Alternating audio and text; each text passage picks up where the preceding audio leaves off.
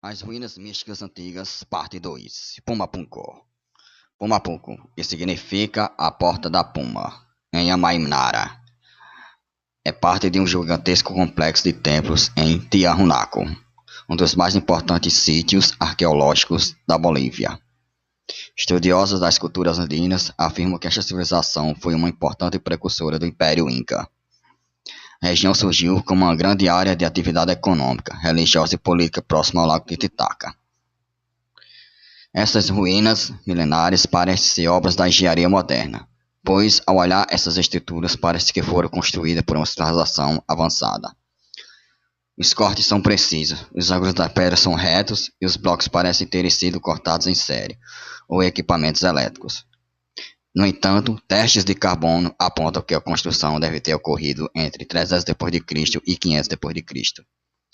Devido à sua complexidade, há um mistério de como essa civilização conseguiu erguer essas estruturas de forma tão perfeitas, com cortes precisos, etc.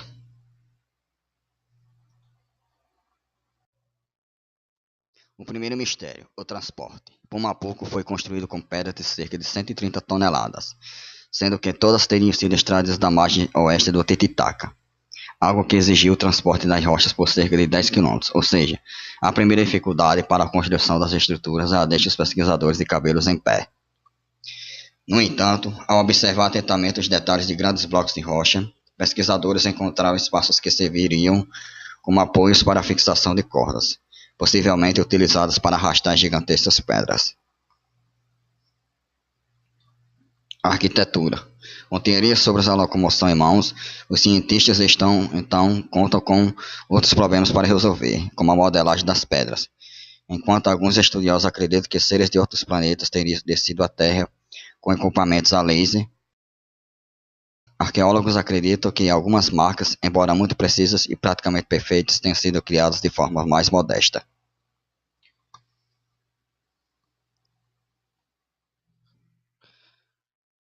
Rapa Nui, os gigantes da Ilha de Páscoa. Estátuas colossais, de mais ou menos 5 metros, reinam em toda a ilha do Pacífico, desafiando a ciência. Como explicar o transporte das colossais estátuas, chamadas moias? Ninguém até hoje soube dizer. As estátuas olham para o norte e nordeste, sul, sudoeste e sudeste. A ilhota toda tem 170 km² de extensão, 3.500 km da costa oeste da América do Sul. Existem hieróglifos por toda parte da ilha, e se fossem decifradas, iriam revelar muito sobre a cultura daquela época.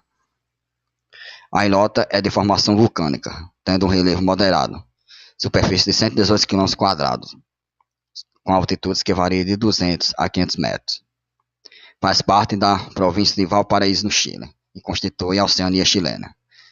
Sempre os mesmos traços de impossibilidades nos canteiros do vulcão. Sem terminar, ficaram mais de 200 moias, que não foram terminados nem distribuídos, batizados como Tepita Tênue, umbigo do mundo. Existem 3 tipos de estátuas gigantes.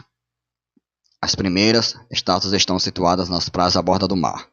Seu número é de mais ou menos 200 a 260, e algumas estão a uma distância de mais de 20 km do canteiro do vulcão, onde foram modeladas. Estas estavam instaladas em vários números sobre os monumentos funerários chamados arroz, e davam as costas para o mar. Originalmente estiveram tocados por um tipo de chapéu cilíndrico chamado pulcão, feito com uma rocha avermelhada tirada do vulcão Pumapao. O segundo grupo é o das Ceregidas, ao pé do Rano Pararacu. São estátuas terminadas, porém diferentes das outras, pois seus corpos estão cobertos por símbolos. As órbitas dos olhos não estão desenhadas e precisam de um chapéu do pulcão. No entanto, estas são mais enigmáticas que as anteriores. O terceiro grupo, há anos, a mais conhecida de todas elas, do Culturi, que possui a particularidade de ter pernas. Foi comparado a estátuas da arte pré-inca, criando sérias dúvidas sobre a tese comum da origem dessas populações. A ilha, porém, foi abandonada por alguma razão. Os obreiros abandonaram suas ferramentas e oficinas, como se suas causas destes paralisação tivessem sido provocadas por uma catástrofe de caráter natural, como maremoto, por alguma invasão ou epidemia. Porém, alguns cientistas no ano de 1989, caracterizaram os Moias como os para-raios, devido a constantes descargas elétricas naquela ilha.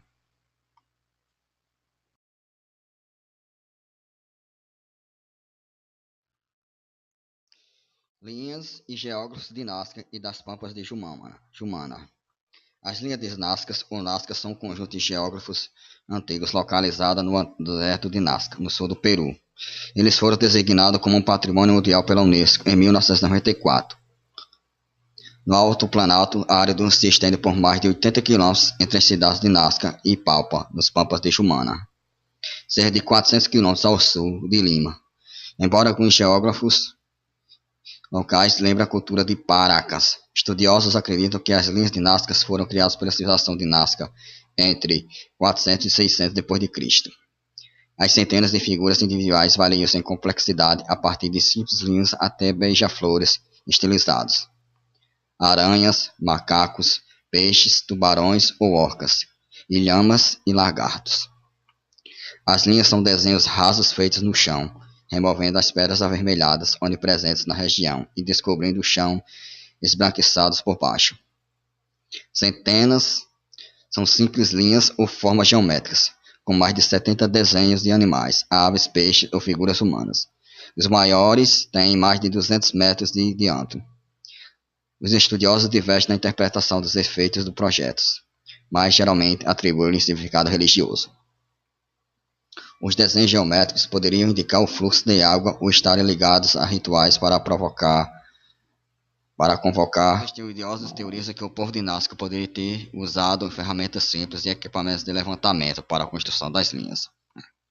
Estudos descobriram estacas de madeira no chão no final de algumas linhas, que apoiavam esta teoria. Uma dessas estacas foram datadas por radiocarbono para estabelecimento da idade dos desenhos. O pesquisador Noel Nickel, da Universidade de Kentucky, tem reproduzido as figuras usando ferramentas e tecnologias disponíveis para o povo de Nazca. A National Geographic chamou sua obra notável em sua exatidão, quando comparados com as linhas reais. Com planejamento cuidadoso e tecnologia simples, uma pequena equipe de pessoas poderia recriar mesmo os maiores desenhos em poucos dias, sem qualquer assistência aérea. A maioria das linhas forma uma trincheira de aproximadamente 6 centímetros de profundidade. As linhas foram feitas através da remoção de óxido de ferro, marrom avermelhado revestido por pedras que cobrem a superfície do deserto de Nazca. Quando o cascalho é retirado, a terra de cor clara embaixo aparece, em ilhas de cores fortemente contrastantes à superfície. O povo de Nazca desenhou várias centenas de animais simples, mas enormes e figuras humanas com esta técnica. No total, o projeto de terraplanagem é enorme e complexo. A área que abrange as linhas é de cerca de 500 km², e os maiores desenhos podem abranger cerca de 270 metros. O clima extremamente seco, sem vento e constante na região de Nazca preservou as linhas. O deserto de Nazca é um dos mais secos da Terra e mantém uma temperatura em torno de 25 graus durante todo o ano. A falta do vento ajudou a manter as linhas descobertas e visíveis até os dias atuais.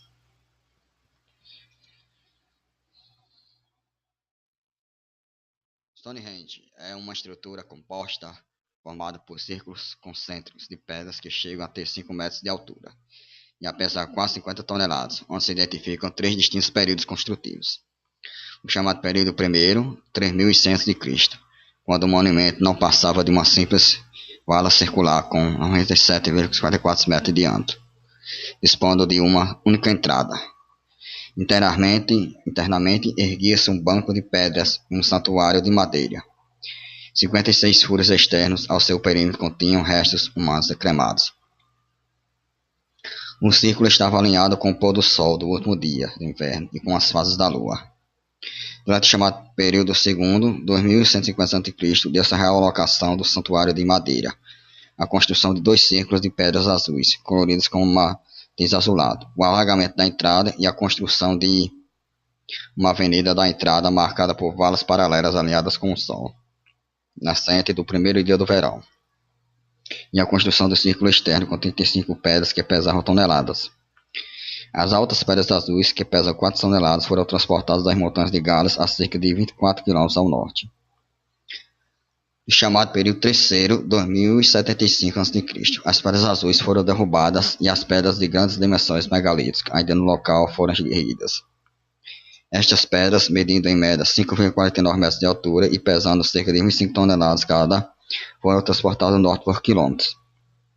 Entre 1500 a.C. e 1100 a.C., aproximadamente 60 das pedras azuis foram restauradas e erguidas em círculos internos, outras 19 colocadas em forma de ferradura também dentro do círculo. Estima que essas três fases da construção requereram mais de 30 milhões de horas de trabalho.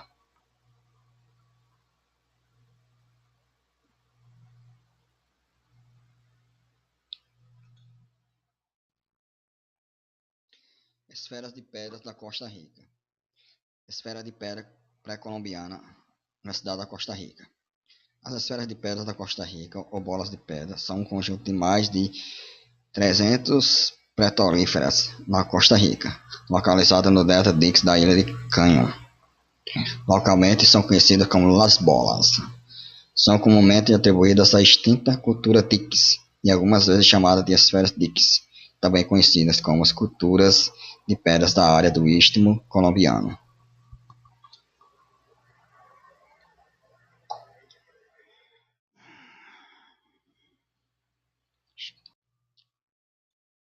Pirâmide de Kelps. Pirâmide de Kelps, Orkuf, também conhecida como a Grande Pirâmide de Gizé ou simplesmente Grande Pirâmide. É a mais antiga e maior das três pirâmides da necrópole de Gizé, na fronteira de Gizé, no Egito. É a mais antiga das 7 maravilhas do mundo antigo e a única a permanecer intacta. Egiptólogos acreditam que a pirâmide foi construída como um túmulo durante a dinastia egípcia para o faraó Kelps ao longo de um período de 10 a 20 anos, em torno de 2560 a.C. Inicialmente com 146 metros de altura, a Grande Pirâmide foi a mais alta estrutura feita pelo Homo sapiens no mundo até a Catedral de Lincoln, na Inglaterra. Chega a sua altura máxima 160 metros, em 1311. Durante a Idade Média, originalmente a Grande Pirâmide era coberta por um invólucro de pedras pólidas, que formavam uma superfície exterior lisa que brilhava sob a luz do sol. O que é visto atualmente é a estrutura do núcleo da pirâmide. Algumas das pedras do revestimento que cobria a estrutura ainda podem ser vistas em torno da base. Há várias teorias científicas sobre as técnicas de construção da Grande Pirâmide. A maioria das hipóteses da construção aceitas baseia-se na ideia de que ela foi construída através de movimentação de enormes pedras de uma pedreira, que foram arrastadas e levadas até o local. Há 3 câmaras conhecidas dentro da pirâmide. A câmara mais baixa foi escavada no leito rochoso sobre o qual a pirâmide foi construída e ficou inacabada. As chamadas câmaras da rainha e câmaras do rei estão mais acima na estrutura da pirâmide. A parte principal do complexo de Gizé é um conjunto de edifícios que inclui 2 templos mortuários em honra a Kelps, um perto da pirâmide e um perto do Nilo. 3 pirâmides menores para as postas do faraó, uma pirâmide satélite ainda menor, uma calçada que liga os 2 templos e as pequenas mastabas que cercam a pirâmide e que foram feitas para os nobres da sociedade egípcia antiga. Pirâmide de Kelps em Suíço em 1858. Acredita-se que a pirâmide foi construída como um túmulo pela 4ª dinastia egípcia, pelo faraó Kelps, também conhecido por através da transliteração dos hieróglifos egípcios, e foi construída ao longo de um período de 20 anos. O vizir de Kelps, Remiunu, também chamado Emon, é acreditado por alguns como arquiteto da Grande Pirâmide. Durante a construção, a Grande Pirâmide tinha originalmente 280 côvados egípcios de altura, 146,5 metros, mas com erosão e vandalismo, a sua altura atual é de 188,8 metros. Cada lado da base tinha 440 côvados, ou 230,4 metros de comprimento. A massa da pirâmide é estimada em 5,9 milhões de toneladas, o volume incluindo um morro interno é de aproximadamente 2 milhões e 500 metros cúbicos. Com base nessas estimativas, a construção da pirâmide em 20 anos envolvia a instalação de aproximadamente 800 toneladas de pedras todos os dias. Além disso, uma vez que consiste em uma estimativa de 2,3 milhões de blocos, concluir o edifício em 20 anos envolveria uma média de mais de 12 blocos por hora, dia e noite. As primeiras medições de precisão da pirâmide foram feitas pelo egiptólogo Sir Flinders Petrie em 1880 e 82 e publicadas como as pirâmides de templos de Gizé. Quase todos os relatórios são baseados em suas medidas. Muitas das pedras do revestimento e blocos da câmara interna da Grande Pirâmide se encaixam com extrema precisão, com base nas medições feitas nas pedras de revestimento do Nordeste. A abertura média das juntas é de apenas 0,5 milímetros de largura.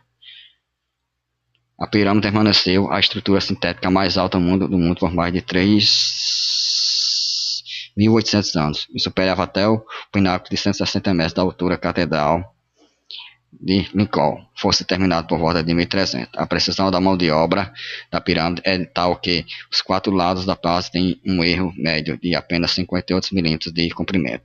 A base horizontal é plana até mais ou menos 15 milímetros, 0,6 polegadas. Os lados da base quadrados estão estreitamente alinhados com os 4 pontos cardeais da bússola, com base no norte verdadeiro, não no norte magnético.